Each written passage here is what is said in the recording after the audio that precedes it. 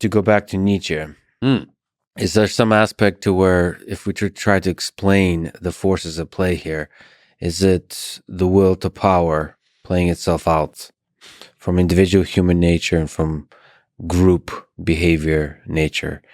Is there some elements to this, which is the game we play as human beings, is always when we have less power, we try to find ways to gain more power? That's certainly one. The desire to grab is, let me see if I can find a quote for you on that. The desire to grab that which we think we're owed, and to do it often in the guise of justice.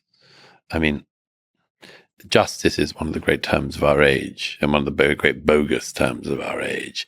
People forever talk about their search for justice. And it's amazing how violent they can often be in their search for justice, and how many rules they're willing to break so long as they can say they're after justice, and how many norms they can trample so long as they can say it's in the name of justice. You can burn down buildings in the name of justice. Well, the majority groups throughout history, including those with white skin color, have done the same in the name of justice. We come up with all kinds of sexy terms in our propaganda machines to sell whatever atrocities we'd like to commit.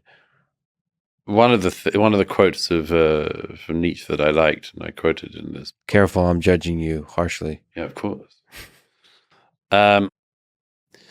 Nietzsche says that one of the dangers of men of resentment is they'll achieve their ultimate form of revenge, which is to turn happy people into unhappy people like themselves, to shove their misery in the faces of the happy, so that in due course the happy, and this is quoting Nietzsche, start to be ashamed of their happiness, and perhaps say to one another, it's a disgrace to be happy, there is too much misery. This is something to be averted, for the sick, says Nietzsche, must not make the healthy sick too, or make the healthy confuse themselves with the sick. Well, I think there again, there's a lot of that going on. How could I be happy when there is unhappiness in the world? Why should I not join the ranks of the unhappy?